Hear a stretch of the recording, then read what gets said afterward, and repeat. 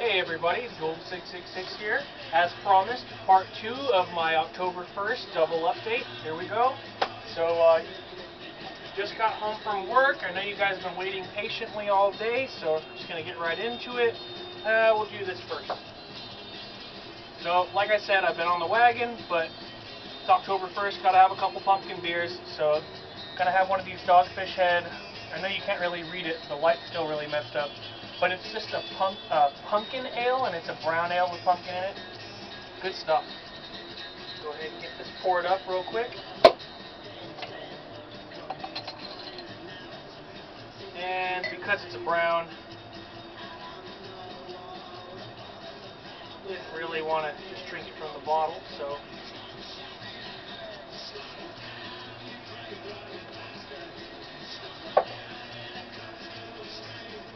Cheers, everybody.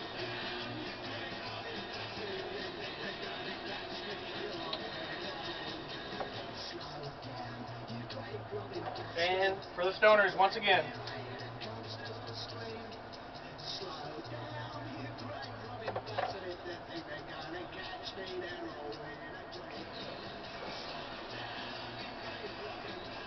All right, killer. Woo! Let's get into this October, everybody.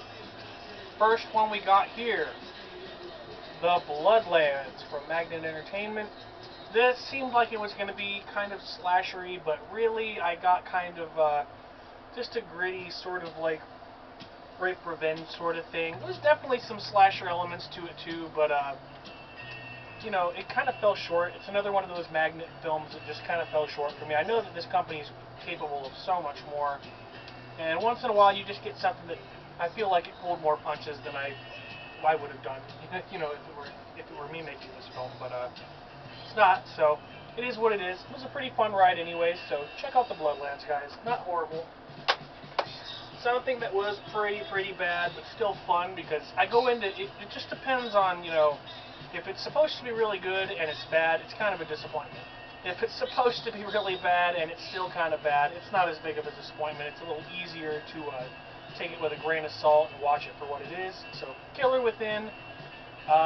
This is the same people, the same studio that made all the Robert films. This is like a killer snake people or snake cult film. It's kind of confusing and a little plot holey, but it was fun enough. You know, some funny effects in it. Just, you know, cheesy little monster film. Got that as well. Alright, so probably the worst film in these two sets, this set of two updates. Just watched this the other day, and this was plot holes and horrible acting, and honestly no plot at all, in my opinion. It was kind of, it didn't develop. Nothing really happened. Nobody really died. You know, there wasn't really a high body count, and it was confusing, and I just did not like it at all. Bride of the Scarecrow. Usually I'm really hip to Scarecrow movies, but this is one of the worst ones I've ever seen. Even worse than the actually really bad Scarecrow movies from the late 90s, early 2000s. Those are supposed to be bad. I don't think that these people had a bad movie in mind when they made this, but that's all that they produced, in my opinion. So, it is what it is. Bride of Scarecrow. Not big on that one. Alright, got a really cool slasher right here. April Fools. This was pretty cool. It drags on a little bit, but honestly a pretty solid slasher for the time. When did this come out? This is from 2006, so yeah, you know, early 2000s slasher. Not bad at all. You know, it's not a classic slasher by any means, but it's got all the components of what makes a movie a slasher, at least. So, it wasn't too over the top. Kills could have been better, but not a bad film. April Fools. Same thing with this. This is a newer film. It's kind of slashery as well, but not so much because it's just so ridiculous. It's more of a comedy in some respects. Bonejangles. About Mr. Bonejangles. It's got zombies and demons and all sorts of action and stuff, but really just wasn't all that great. But for what it is, it was pretty fun. You know, like I always say, a lot of these are worth, or I buy these for $1. And, you know, some of them it really shows. This one is better than most, so go check out Bonejangles, guys. Fun stuff.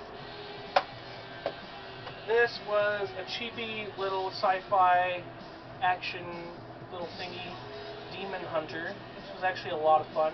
The production value really shows the budget here, but honestly, for what they had going for them, this is actually a pretty solid flick. I had a lot of fun with this as well. Demon Hunter. Alright, so I've been putting off these next two things, and as you can see, I didn't even go out and get real editions. They're just the sleeves from Family Dollar. I'm sure you can sort of see the arts. There's not really an art on one of them, but let me line it up so you can at least possibly read it. But Hotel Transylvania 1 and 2, and I did go watch the third one on, like I streamed it afterwards, but, you know, I only have these first two films still. I'll probably obtain the third one anyways, even though I didn't like it so much. But the first film is actually pretty good. I have to admit, I thought it was a cute little fun ride. And then the second one I actually liked a little bit better. The second one had a little more of actual horror elements to it, whereas the first one is really just kind of a family movie. They're obviously both super family movies, but the second one I actually thought was a little bit better. And like I said, streaming the third one, I thought that one was pretty ridiculous and unnecessary, so it is what it is. I'm a completist, so I'll probably pick it up eventually, but yeah, had a fun enough time. Hotel Transylvania 1 and 2, guys. Alright, short little doozy. This one was really cool character study, brutal color, and it's partially like ghost story, partially character study. And the way this film kind of unwinds is a little bit strange, but there's some really cool, really good acting, and I think that the plot is actually fairly original for what it is. So, found it very cheap over at Dollar General. You guys should definitely go check this out. Brutal colors. Alright, got a pair for the next.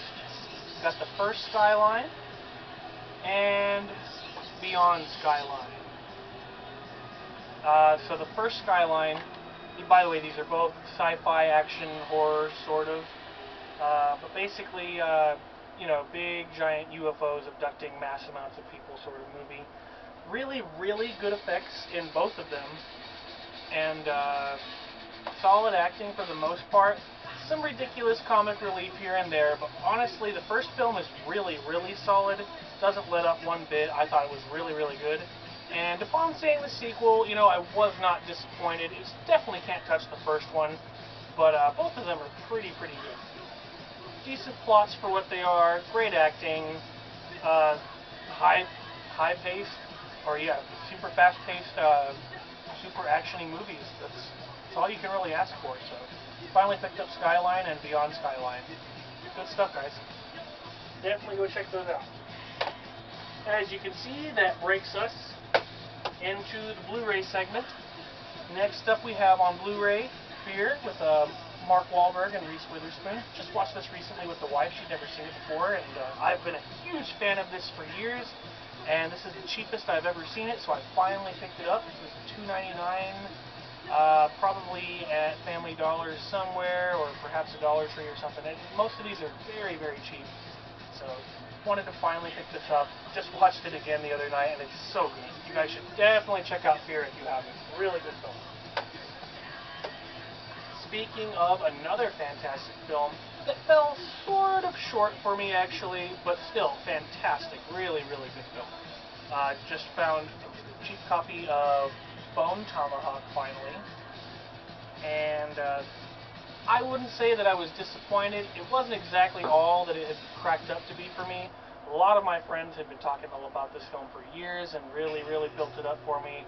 So going in upon, you know, that sort of speculation, it, you know, kind of lacked a little bit in terms of the brutality that I thought I was going to get. But make no mistake, this is an utterly brutal film. And very well paced for how long it is. Fantastic acting, great plot. It's totally believable in most senses. Like, the only thing I thought was a little bit ridiculous was like the screeching of the natives that they have to fight in this film. But all the effects are organic and fantastic, so perfectly well done, very lifelike and brutal. Definitely check out Tomahawk, guys.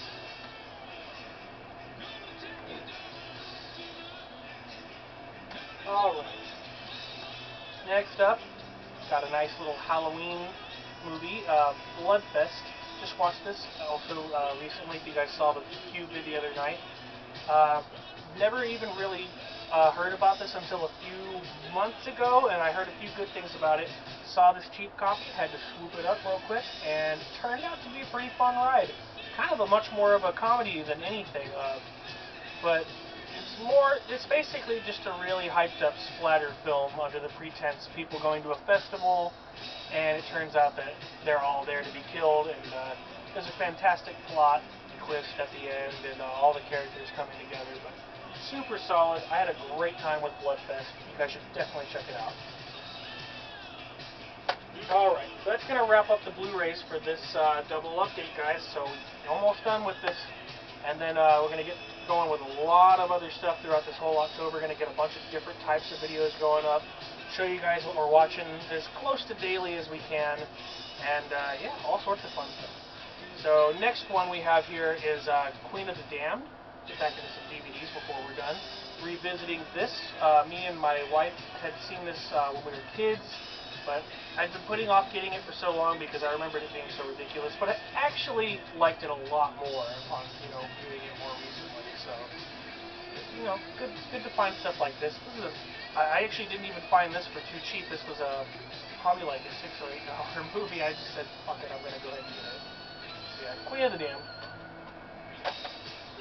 Alright, something really, really, really cheesy. I love picking up films that have my boy Sean C. Phillips in it, and he's only got a cameo in this. It's a really dumb, easy little cameo.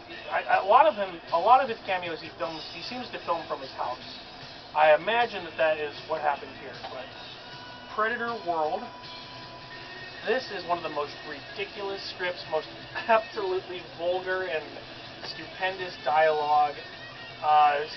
Really, really cheap and cheesy organic effects, and tons more really, really cheesy CGI.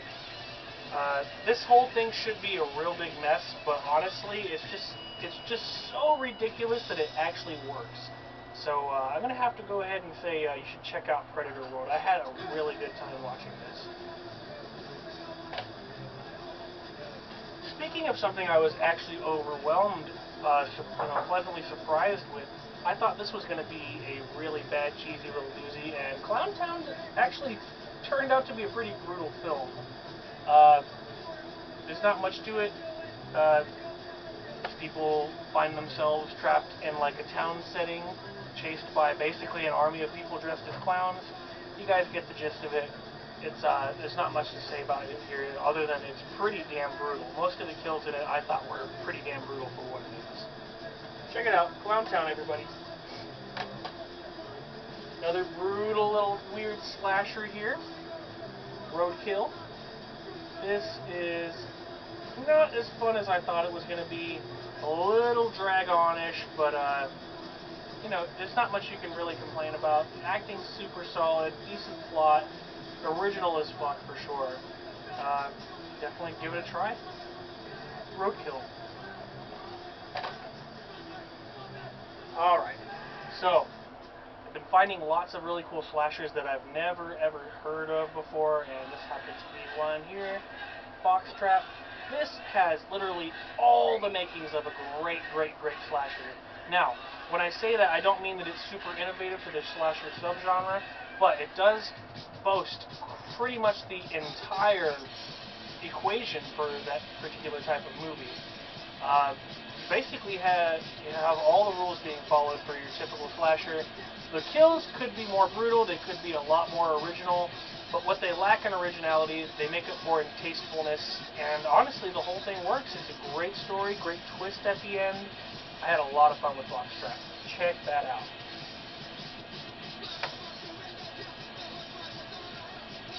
Go ahead and switch the tunes up there a little loud. Oh, yeah.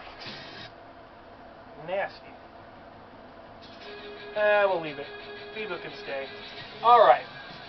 Next up, not necessarily horror, but pretty horrifying at points, and definitely a very brutal film, Donkey Punch. This is one of the better things I've seen from Magnet Entertainment recently, and you know, basically just a bunch of debauchery devolving into deplorable violence, and what more can you ask for? I know that I'm not really going too into depth on most of the stuff, but you know, what more can you say without giving the whole thing away? This was fun. I had a lot of fun watching Donkey Punch, and I think you guys should check it out as well.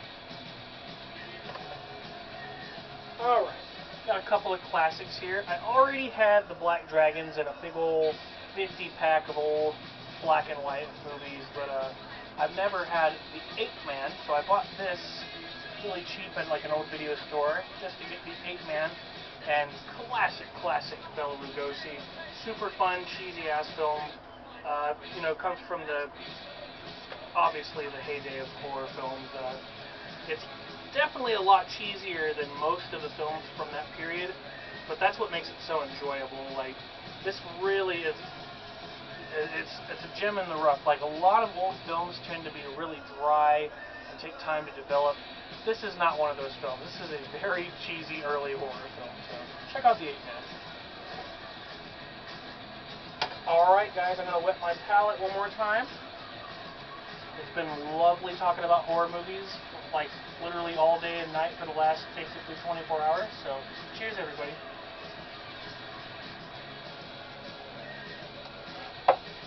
Unfortunately, that brings us to our last film in this double update, so thank you guys for hanging out and watching. And I also wanted to mention before I'm done, we're going to get to this last film, but my Band of Perfect Being, we have a new single dropping tomorrow as well as an accompanying music video. You guys should definitely go check out the teaser. I'll have the link for it down below, and also a link so that you can pre-save it on Spotify. And tune in tomorrow, and you guys should definitely check out the premiere of the video. Let us know what you think. That's all I got really to say. So we're gonna get to this last film, which is a stylish little doozy that I have been craving for years. I just have seen it for the first time, but just watched it. Alice, Sweet Alice. This starts out as pretty basic little weird slasher film, and then in the tradition of Maniac, just completely unwinds into this really unnerving, strange character study. Super classic film from the 70s, and that's pretty much gonna do it, guys. So check out Alice, Sweet Alice. Really fun film. So I am definitely gonna get to at least one more update within October. Doubt I'll be able to pull off another double. I'm really caught up with all the films that I've watched recently too, so hopefully I can, you know, get a few more watched throughout the month, get a really decent update in, hopefully in a couple of weeks. Until then, I'm going to be doing a few videos like usual. Going to be doing, I don't know what we're going to call them yet. We're going to be doing basically daily videos, or as close to daily as possible, so that we can show you guys what we're watching every day, or every day that we're at least home and watching movies. So we'll be doing that. I'm going to try and get another music update in and show my Cattle Decapitation vinyl box set, because somebody was asking about it. I'm going to go ahead and do it. And then I'm also going to try and fit in a book update. Pick out a few paperbacks and just do a small update. And that's about it. I'm going to do a few more things that I probably can't think of right now, but it is what it is. So I'm going to let you guys go. Like I said, thank you for hanging out, talking horror with me, and you guys have a wonderful October. Have a great Halloween. Everybody stay safe, and keep on creeping. Duel 666 out.